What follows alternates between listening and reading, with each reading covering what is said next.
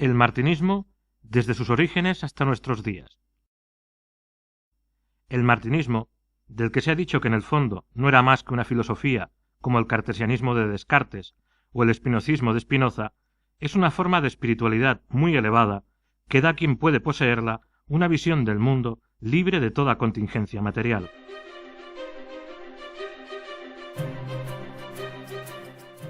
Cuando Francia se agita con el aviso de la Revolución, el nombre de la Rosacruz ha elevado la conciencia de sus contemporáneos. Cada vez que se presenta la oportunidad, invita a aquellos con los que se codea a volver a conectar con la espiritualidad auténtica y virtuosa. Poseedor de un gran conocimiento, se opone al ateísmo y al racionalismo del siglo de la luz. Este teósofo, nacido el 18 de enero de 1743 en Amboise, en Touraine, se llama Louis-Claude de Saint-Martin.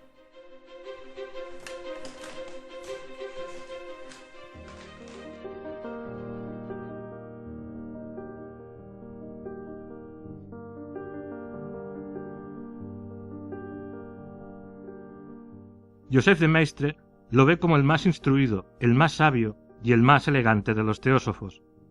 Louis-Claude de Saint-Martin no se arroga el mérito de dudar, pero en gran parte lo atribuye a la enseñanza recibida de dos místicos a los que consagró toda su vida una gran admiración: Martínez de Pasqually, del que fue secretario particular en una época, y Jacob Boehme, que conoce únicamente a través de sus obras.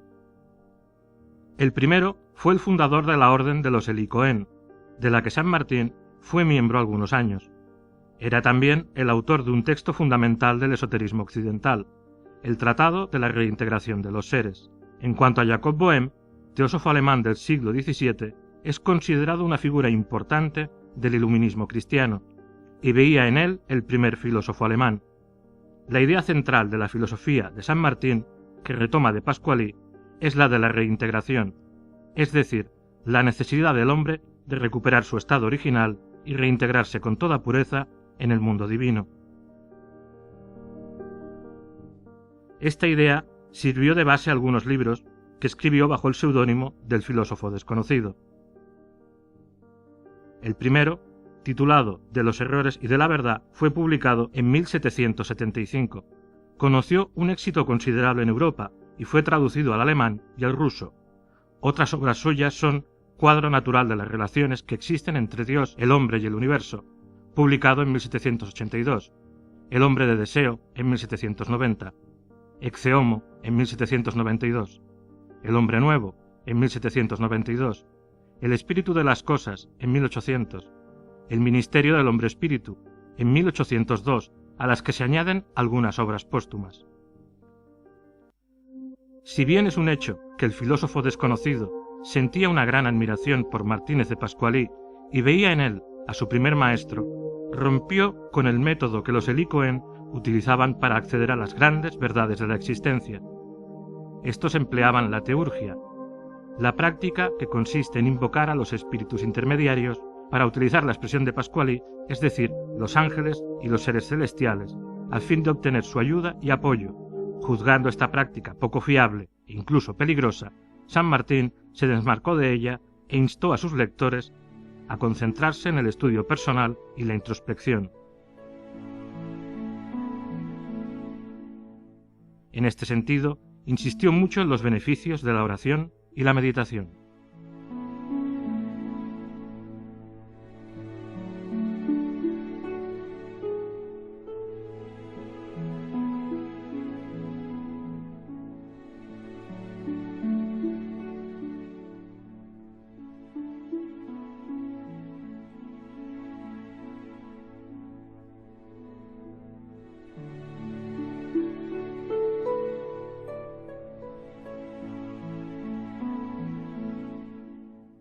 Desde su publicación, los libros de Saint-Martin despertaron el interés de sus contemporáneos, por lo menos de aquellos que se interesaban por la espiritualidad y se preguntaban acerca del sentido profundo de la existencia. Así es como un círculo de discípulos, conocido como la Sociedad de los Íntimos, se formó gradualmente en torno a su persona y sus ideas. Unos se limitaron a leer sus obras, otros, mucho menos numerosos, participaban en breves rituales celebrados en su presencia. Después de su muerte, ocurrida en 1803, sus enseñanzas y sus prácticas se perpetuaron de manera confidencial de iniciado a iniciado. A finales del siglo XIX, Agustín Chevaucheux y Gerard Encausse, más conocido con el nombre de Papus, descubrieron que ambos habían recibido una iniciación que les unía a Louis Clos de Saint-Martin. Deseando perpetuarla a su vez, crearon en 1889 un movimiento iniciático al que dieron el nombre de Orden Martinista. Aunque esta orden no tenía aún ninguna estructura real ni reglas verdaderas, su número de miembros aumentó rápidamente. Así nació el martinismo, que se coloca bajo los auspicios del filósofo desconocido. En 1891, Papus fue el gran maestro de la orden martinista. Bajo su impulso, la orden tuvo un crecimiento considerable, no solo en Francia, sino también en la mayoría de países europeos, en Rusia, en América del Norte y en América del Sur. Paralelamente, publicó revistas destinadas a dar a conocer el martinismo a un público más amplio, especialmente la iniciación y el velo de Isis. En 1892 se dotó de un círculo interno, la Orden Cabalística de la Rosacruz, movimiento esotérico que había sido renovado en 1889 por Stanislas de Guaita y Josephine Péladan. En 1914 estalló la Primera Guerra Mundial, que dará lugar a la suspensión de la actividad de la Orden Martinista.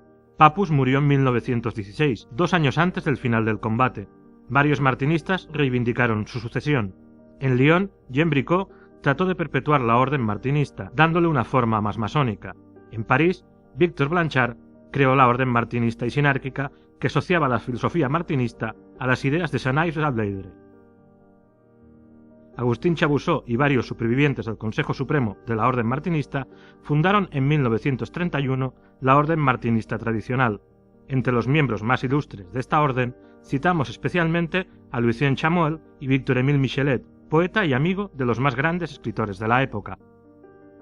En 1939, a raíz de una decisión de los responsables de la FUDOSI, es decir, de la Federación Universal de las Órdenes y Sociedades Iniciáticas, la mayor parte de los martinistas, entonces dispersados en movimientos diferentes, pasaron a estar bajo la autoridad de la Orden Martinista Tradicional.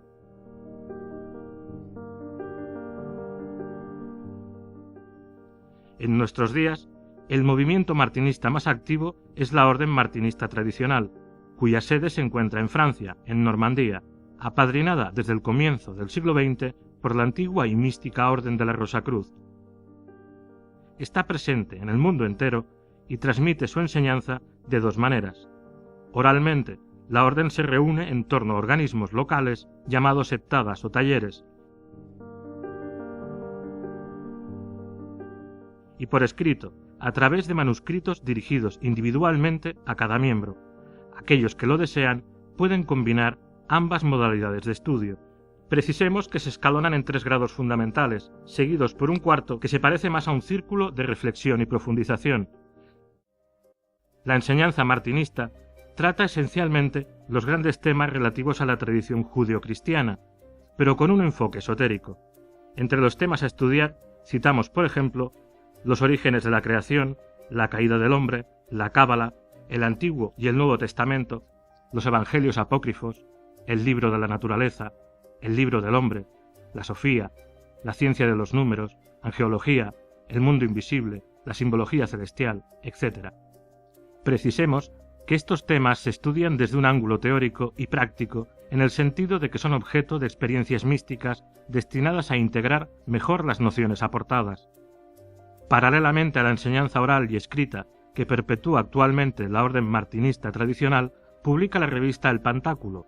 Considerada como una referencia en su campo, se encuentran accesibles al público charlas de diversos temas y en relación con el martinismo y, de manera general, con el esoterismo occidental. Por otra parte, bajo los auspicios de la Universidad Rosacruz Internacional, la OMT presenta regularmente seminarios y conferencias sobre temas relacionados también con el pensamiento martinista. Contrariamente a lo que se pudiera pensar a priori, el martinismo no se limita al estudio intelectual, es ante todo una filosofía, es decir, una forma de pensar y de comportarse. En términos del filósofo desconocido, su objetivo es llegar a ser martinista, hacer fructificar el germen divino que todo ser humano posee en lo más profundo de sí mismo, y al hacerlo pensar, hablar y actuar bajo el impulso de lo más espiritual que hay en él. Desde el punto de vista martinista, cualquiera que lo consiga se convierte en un agente de la divinidad entre los hombres y se asegura reintegrarse en el estado adánico después de la muerte, es decir, encontrar la felicidad eterna.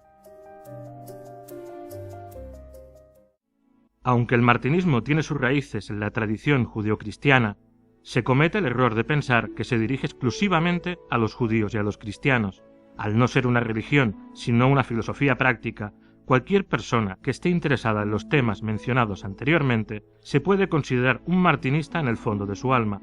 Esto es lo que explica por qué la orden martinista tradicional cuenta entre sus miembros a hombres y mujeres de todas las religiones existentes o incluso que no siguen ninguna. Además, son de todas las razas, de todas las nacionalidades y de todas las clases sociales. Si bien el martinismo está abierto a los fieles de todas las religiones, es un hecho que concede un interés particular a la simbología cristiana y al Maestro Jesús. Pero esta importancia no es de la misma naturaleza que la que se le da en la religión cristiana, sea esta católica, protestante u ortodoxa. En efecto, los martinistas no se limitan a hacer de Cristo el Mesías. Según ellos, fue la encarnación de la sabiduría divina, tal como todo ser humano está destinado a manifestarla en el transcurso de su evolución espiritual. En este sentido, se refieren a él con el nombre de Yeshua y lo asimilan al gran arquitecto del universo. Respecto a la tradición martinista, la formación oral es la que perpetúa mejor el espíritu del martinismo. Si es así, es porque cada reunión tiene lugar en un templo cuya decoración se inspira en la tradición judeocristiana. Por otra parte, los trabajos realizados en este templo se abren y cierran con un ritual tradicional que contribuye a crear un ambiente propicio a las relaciones fraternales y a la comunión espiritual. Hay que precisar igualmente que ahí es donde se confieren las iniciaciones martinistas, tal como se transmiten desde los orígenes de la orden. No religiosas y no dogmáticas, cada una consiste en una ceremonia que tiene como objetivo admitir al receptor en el grado correspondiente y confiarle las claves esotéricas relacionadas con ese grado.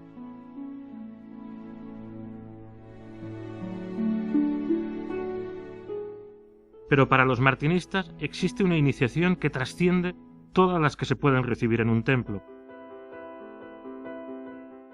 Es la iniciación última, que proviene del Maestro interno, es decir, de Dios en el hombre.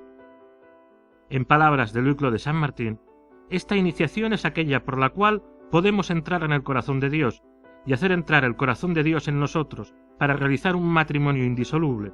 No hay otro misterio para llegar a esta iniciación sagrada que adentrarse cada vez más en las profundidades de nuestro ser. A veces se califica al martinismo como la vía cardíaca, ya que su propósito es despertar en cada uno la inteligencia del corazón. Esto es lo que hizo decir al filósofo desconocido que no hay que romperse la cabeza sino el corazón. En virtud de este principio, la enseñanza martinista no se dirige a la mente, ni está destinada a adquirir conocimientos puramente intelectuales. Pretende más bien probar la conciencia de lo divino en uno mismo y expresarla a través del comportamiento. De aquí la importancia que los martinistas conceden a la regeneración espiritual. Trabajan en el perfeccionamiento, no sólo con el fin de mejorarse a sí mismos, sino también para mejorar la sociedad. Un pensamiento de Louis Clos de Saint Martin resume bien el ideal martinista. Es un gran trabajo que tratemos de conocernos tal como somos, pero enseguida hay que trabajar en conocernos tal como deberíamos ser. Esto también ilumina y hay que continuar esforzándose. Una tercera ciencia viene después de estas dos y es sin duda la más difícil de todas. Después de haber aprendido primero a conocerse tal como deberíamos ser, hay que trabajar sin descanso en serlo. Deseando obrar en su germinación espiritual y contribuir a la elevación de las conciencias, precisamente a este objetivo es al que se consagran los martinistas actuales a través de su enseñanza y su filosofía.